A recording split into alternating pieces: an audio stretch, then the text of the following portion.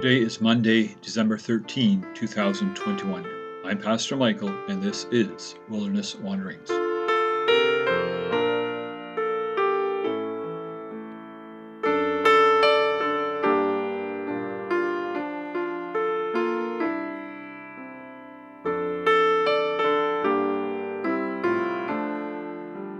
Our text is from Luke 1.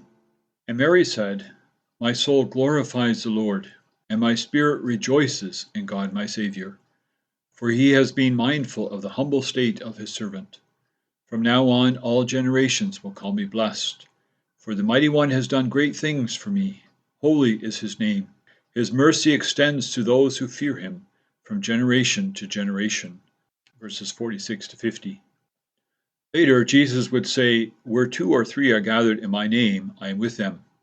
Maybe this little gathering of aged Elizabeth, silent Zechariah, and young Mary was the seed of that declaration.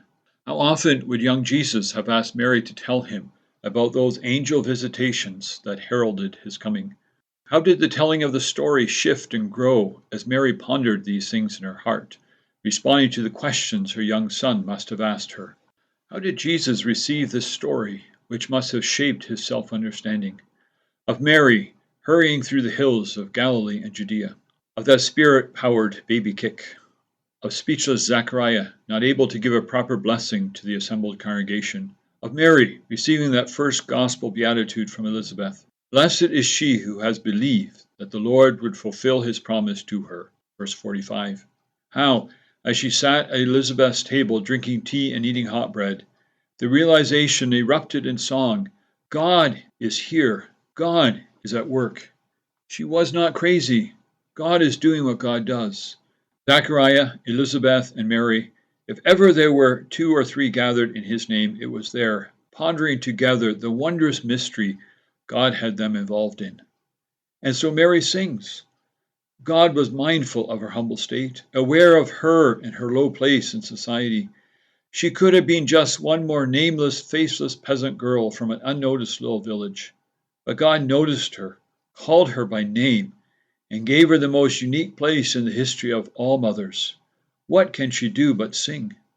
She invites us all to take God at his word and be amazed at his involvement with the details of our lives. God owes us nothing, but we who have trusted Christ owe him everything. As a child leaped in Elizabeth's womb, so should our hearts leap in us as we consider the many blessings we receive. God does what he says, and he has promised us much. Mary invites us to expect a reversal of fortune and a deliverance. Whatever our lot in this sinful and fallen world now, those who fear God can expect vindication. For all those who are marginalized by the world, for all those who are left to fend for themselves without any security for tomorrow, to these Mary sings and says, There is hope. Look what God has done for me. A poor, unknown young girl from an unknown town, from a forgotten family of King David. God has visited me. And that is how God works. And Jesus showed this over and over. Just ask the widow of Nain, whose son he raised from the dead. Just ask Mary the prostitute. Just ask the lepers. Just ask the blind and the deaf. Just ask. To all like these, Mary says, don't give up hope. Put your trust in God. Put your trust in Jesus. His promise is that he will lift up the humble and pull down the arrogant and the proud. As these two or three, Zechariah not having much to say, talked, Mary recognized that through the son that was growing in her womb, God would bring peace to the world. This peace would only come when the arrogant were removed from their thrones. Mary's song is one of hope, of faith. This is what God is doing through Jesus. In church language, the song is called the Magnificat. Find some versions and listen again and again. Let the words fill you with hope and inspire your faith. The good news of Christmas is that in the midst of a great darkness there came a light, and the darkness was not able to overcome it. It was not just a temporary flicker. It was and is an eternal flame. As you journey on, go with the blessing of God.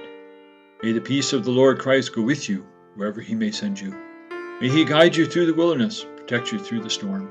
May he bring you home rejoicing at the wonders he has shown you. May he bring you home rejoicing once again into our doors.